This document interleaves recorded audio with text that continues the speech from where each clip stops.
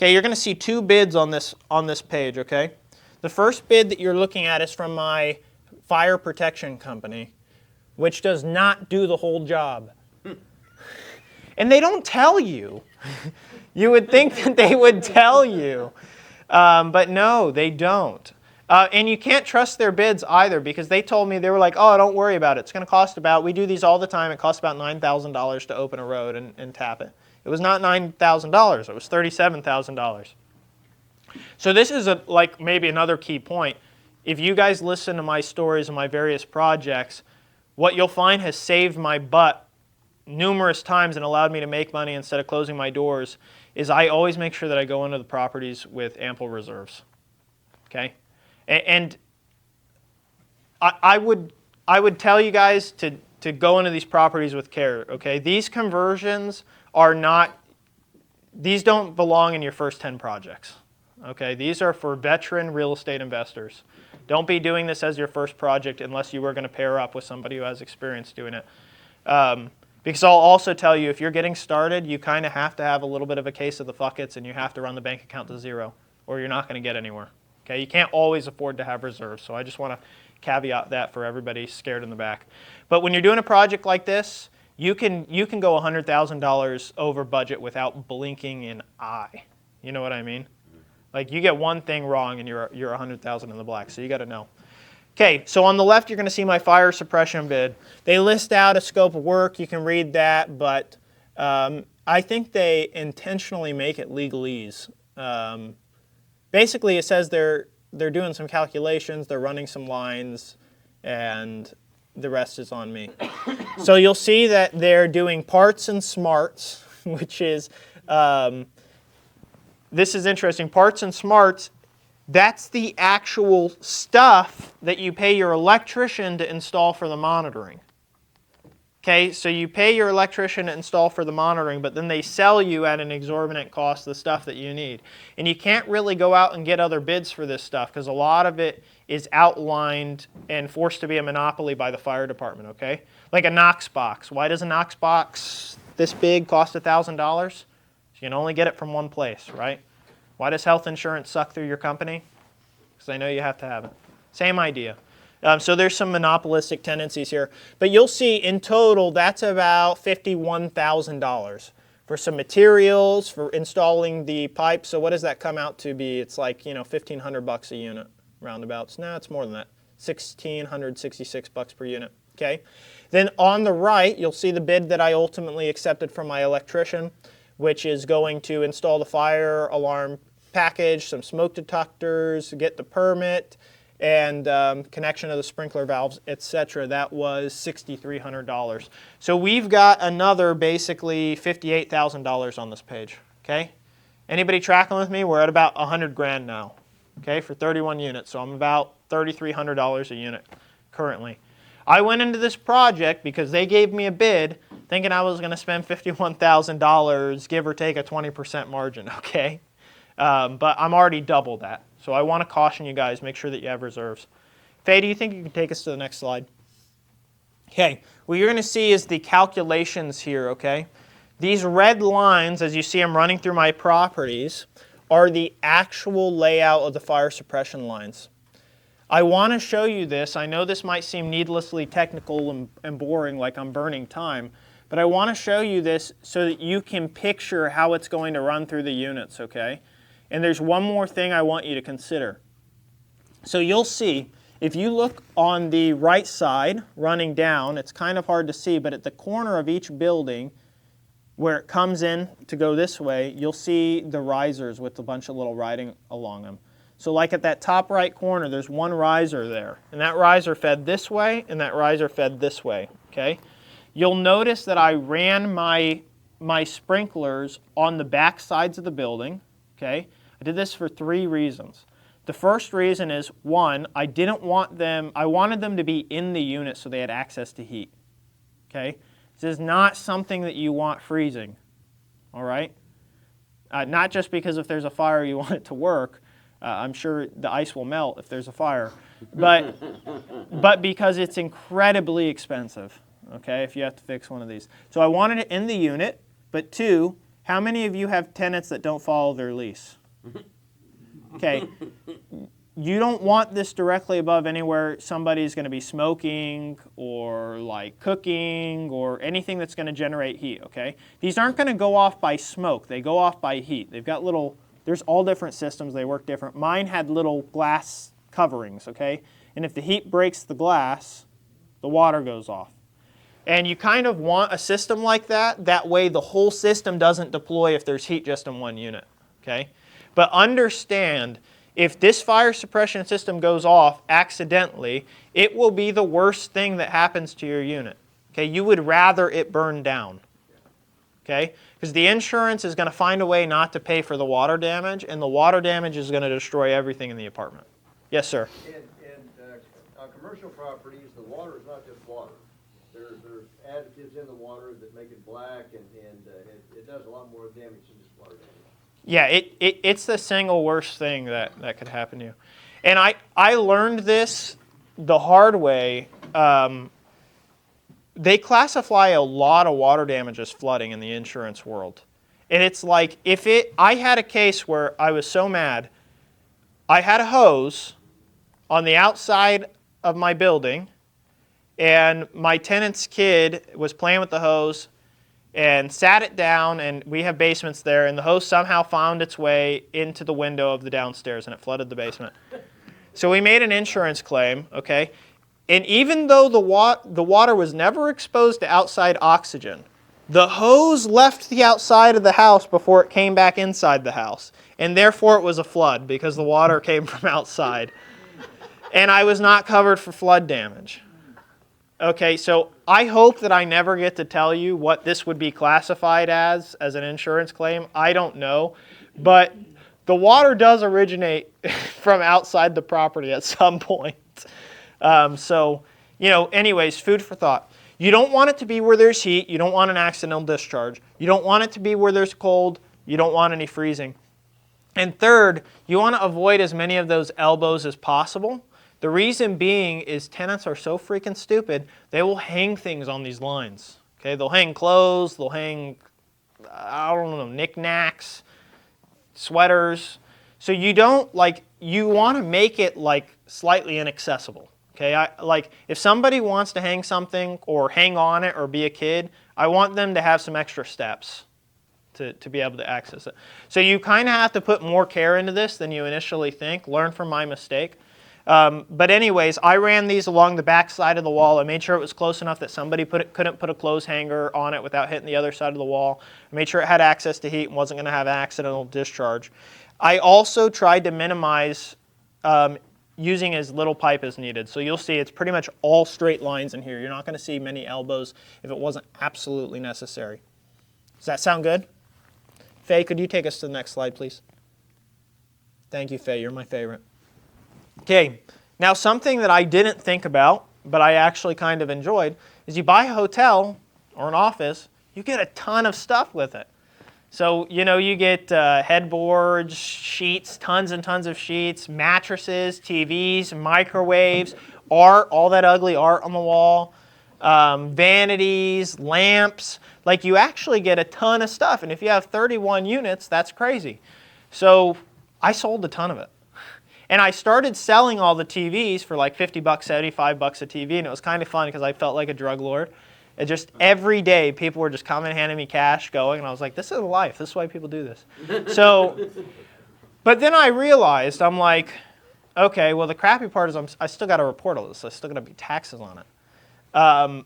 And also, you get past the juicy crap that everybody wants. People show up for the TVs, maybe some of the microwaves, but people don't love the mattresses, they don't love the headboards, they don't love the art on the wall. So I got to the point where we were just going to start throwing everything in the trash, and my dad was like, why don't you see if somebody wants it? Why don't you donate it? So I ended up making 10 calls. Habitat for Humanity actually surprised me, and a lot of these Goodwill places surprised me with what they're willing to do.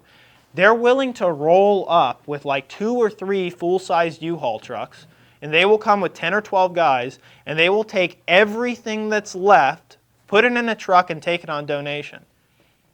You're not going to get a receipt for a little while, which is frustrating. You kind of have to document what they're taking beforehand. But if you look at this receipt on the right side, what do you notice? I want an actual answer to this. No number, no amounts? No amounts. No dollar figures. Does that not excite anybody? That means it's up to you to report a reasonable value to the IRS for your write-off. Okay? So obviously you can't go say, you know, this microwave that's $40 new was a $60 donation.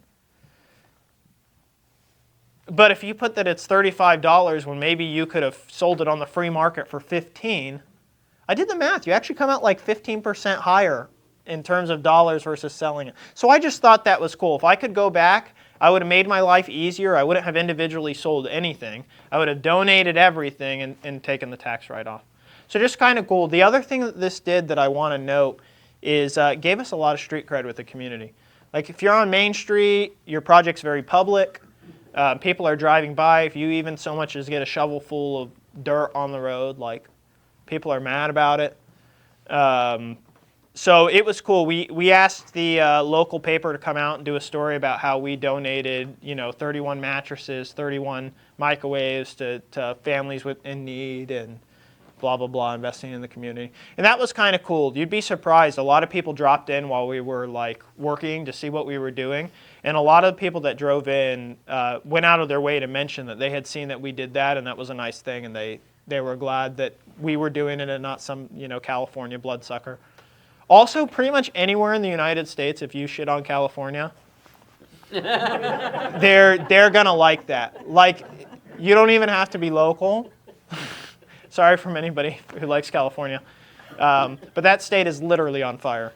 Okay, that's not funny. I'm really sorry. By the way, has anybody been watching that? I've been wondering when the people who've lost 15 to 18,000 homes, which is the estimate today, there's nowhere to go in California. There's nowhere to rent.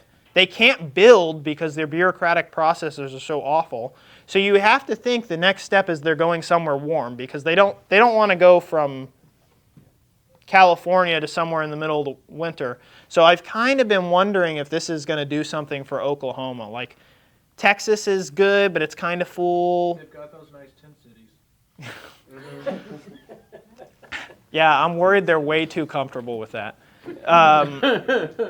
But anyways, just put that in your brain, by the way, that just may be something that has a positive effect for Oklahoma. Because if we got 10% of those people, you know, 1,500, 1,800 people with some disposable, because they're going to get a check from their insurance company and they can't build anything. I mean, they literally can't. If they wanted to build a single-family house in California, it's 3 years. Where are they going to stay for 3 years? So food for thought. Hopefully, if we've got flips that are stalled out, we might be having some buyers here in the future in that $300,000 to $500,000 range, which is really struggling right now. So just, anyways, yeah, this was really cool. Goodwill with the community, good PR, good tax write-off, less work, didn't have to rent a dumpster, didn't have to pay to haul it off. Okay, all a win with the donations. Let's see. Yep, cool. Okay, C-PACE funding. I feel pretty confident that this is where I'm going to teach some of you guys something new today. Who here has heard about C-PACE even once in their career? Okay, good. Every time I'm asked to speak and I'm not on a panel where I just feel like talking crap about things I don't know for 3 hours, I always try to say, okay, I want to give the room something that they've never heard about before, something that they're actually going to learn something from the high end to the low end. C-PACE is something that I would say 2% of the top 1% of investors ever know about or use. The reason for that is even though there's no hard rule about this, most of the brokers that handle this sort of funding won't get out of bed, their mobilization charge is a minimum loan size of $1 million. Okay? C-PACE funding stands for commercial something financing, which that acronym basically says green energy, like green energy, R value, conservation. You guys can look it up in a second. I had it in my head and I just flew out. But this financing is really cool. One, this financing, let me tell you what it does first, okay? Let me tell you what it does. You can use C-PACE funding on anything that has any sort of conservation or R value, okay? Which if you go actually scrap your house out is about 70% of the build, okay? Your roof has an R value.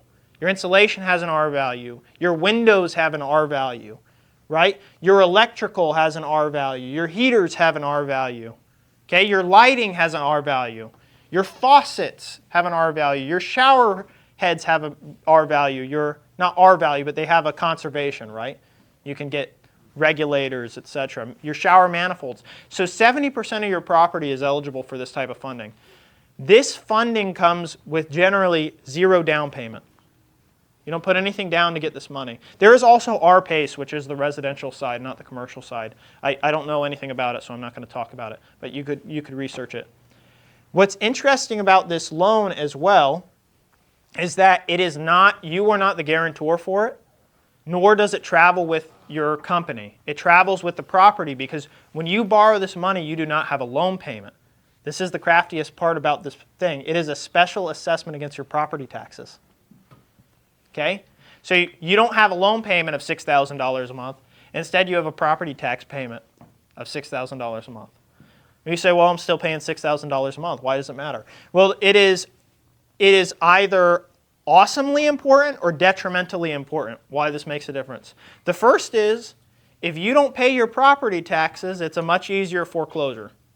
Correct?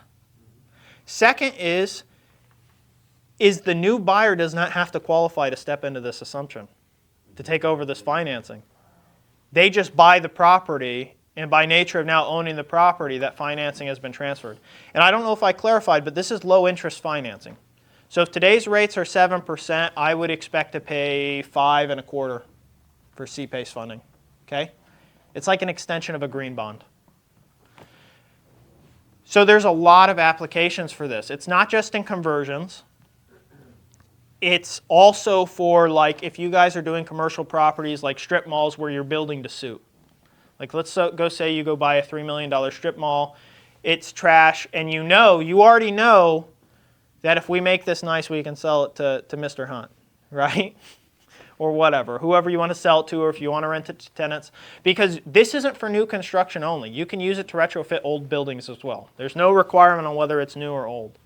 But if you know exactly who your buyer is and say, hey, this guy's going to sign a 20-year lease with me, but I need a $300,000 build out, you can go get $200,000 of your $300,000 in C-PACE, right?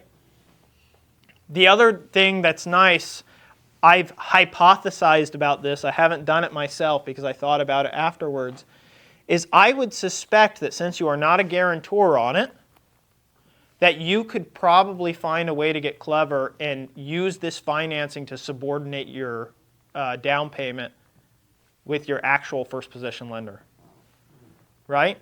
If I were doing a new construction project, which I am right now, and I've already spent $300,000 on it, and I'm asking for a loan of 1.2 and the property's worth 1.6, that's what the appraisal says, they're going to give me a construction loan without any additional money out of pocket, as long as I meet their thresholds. They will credit me for the work into the property, right? So if I took this money from C-PACE and I did some work and then I went to go get a loan and I said, here's all the receipts, here's pictures of verifications that the work is done, I don't know. I think you might be able to convince a bank to do it. I don't know, just food for thought. You might be able to backdoor your way into 100% financing. I don't know. I have not done it. But I think it could be done. I think it could be done. Yes, sir. So the C-PACE and R-PACE funding, it's a non-recourse loan, so it doesn't stick to you. Correct. And do you qualify in the same manner you qualify for other loans? No. Not in exactly the same way. They will still want to see that it can be serviced, but the recourse is the property. So that like the brokers, it's a bond, right? So it's not like if I go borrow money to buy my house, the broker, even if they're reselling it to Ginny afterwards, they've got these guidelines, right, for it to be resold, and that's their goal. They're getting reimbursed out of a bond. So their money, as long as they're meeting the bond guidelines, their money's back to them. So they don't care as much. But what you do to make sure that you're going to hit the bond is very similar to a cost segregation study. And I suspect this is why they have their $1 million limit, is you have to pay a specialized engineer to come out to the property and dial in, okay, he says he wants to spend the money on roof and windows. If we do these windows instead of these windows, how much energy is going to be conserved over the next 10 years? Okay? And that's how they qualify for the bond. So that's the box that they check. But to do that, you're going to spend somewhere between $15,000 and $30,000 for that study. Yes, sir. Is the tax payment 100% deductible versus interest on the loan, or does it meet kind of the same standard? Yes. Yeah, it's property taxes. Okay. It's actually better, because if I got a loan, I can't deduct the principal. Right. There is no principal. Right. It's a property tax assessment. It's a special assessment. It is a property tax that expires after a certain amount of time. There's no payoff. You know what I mean? Right. So it's a really interesting product.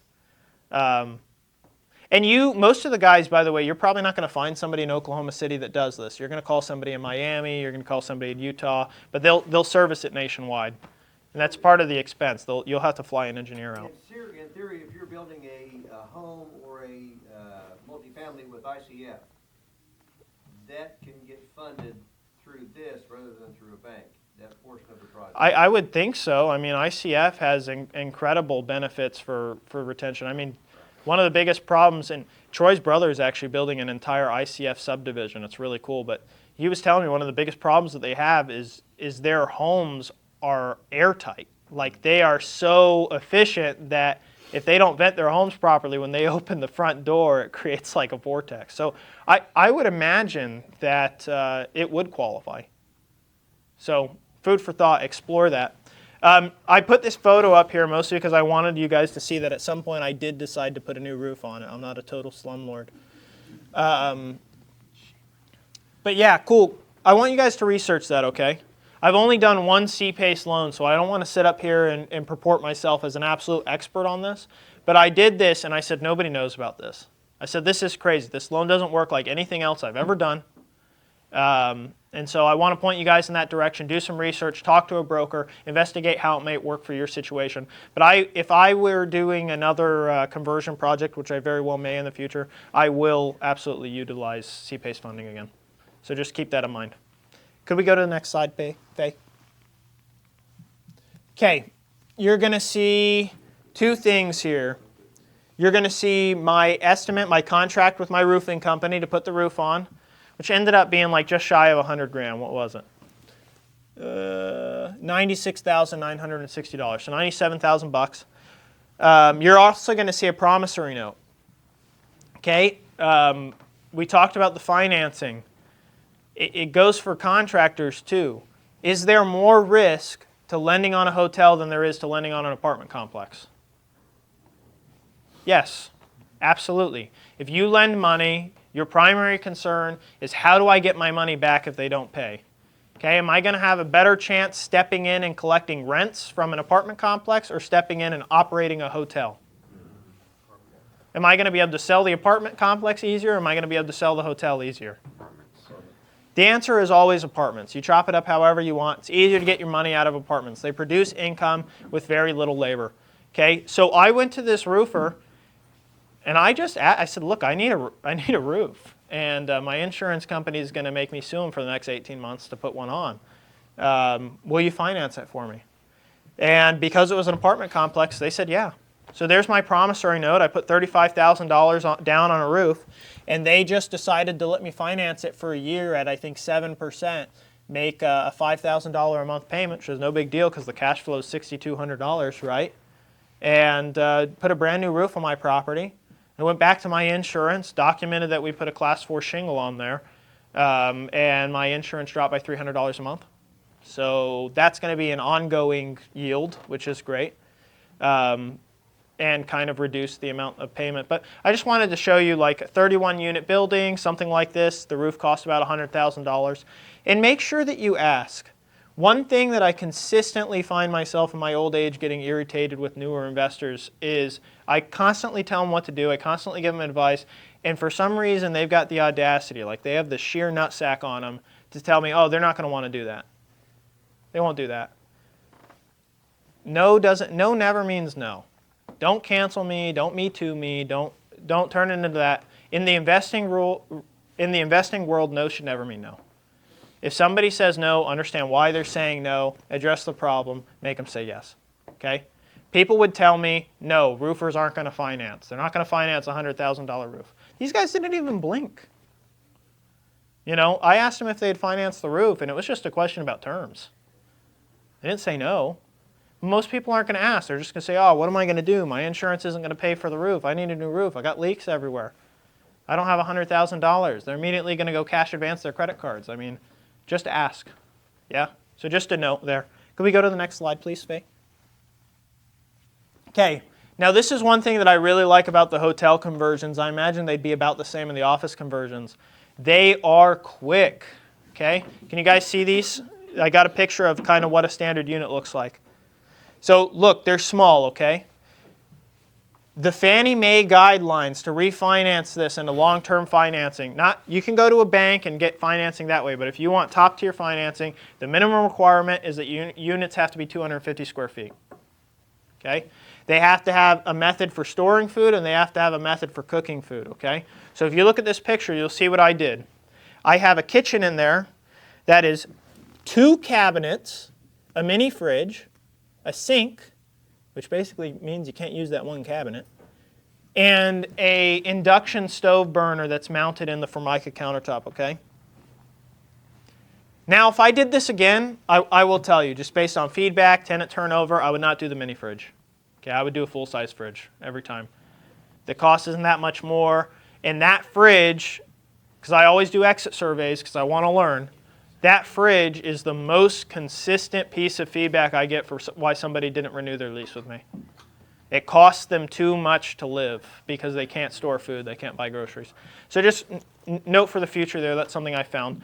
But think about how much in materials. Let's start materials. Look at this picture. If a 300 square foot apartment, how much did it take me in materials to renovate that thing? That's 1/3 of a 5-gallon bucket of paint. Okay? So if we're buying the best paint on the planet, it's $100 in paint. Okay? If we're buying the cheapest paint on the planet, it's $30. Okay? I've got 2 cabinets in there and a Formica countertop, so that's, let's call $150 a cabinet plus $100 for the countertop. A mini fridge, which I would do a full-size fridge now. I get new fridges for $420.69 because the guys at Lowe's have a sense of humor. And an induction burner will run you about $189, and the sink will probably run you about $169 with the faucet included, okay? So I'm like literally $1,200 into a kitchen, okay, in material cost. Let's talk about flooring. At $1.65 a square foot for 300 square feet, I'm like $500 in flooring. I need approximately like 60 linear feet of baseboard. Okay, at a buck a linear foot, I'm about $60 in baseboard. I need 2 LED puck lights at $12.50 each. I mean, the most expensive part was upgrading the front doors. I mean, I wanted steel doors, and they cost me $300 a door, and that's crazy. That was the most expensive part. And in terms of time, how long does it take to lay 300 square feet of flooring? Yeah, like not even 2 hours. Okay? How long does it take to install 2 cabinets and take a straight line with a circular saw for the countertop? An hour and a half, if they're slacking. So we tore through these units, just so you guys know how I was doing this. Hannah and I, we don't have kids. We just move it in the hotels. Just pick a unit, move into it. I brought my crew with me, paid them an extra 50% on wages. We had the best time of our life. We just moved into these hotels and we fixed them. We would turn a unit to completion in about 3 days. So by the time that I was cleared, not fighting with fire suppression, not fighting with change of use, by the time I was cleared, from the time we actually started renovating apartments, I was done with 31 units in about 100 days. Okay? That is really good. The first half of this, I've really been telling you what to be worried about, where you're going to lose your ass on these projects. Now I'm starting to tell you about the good side, okay? So these remodels, they don't cost anything at all, okay? They're quick.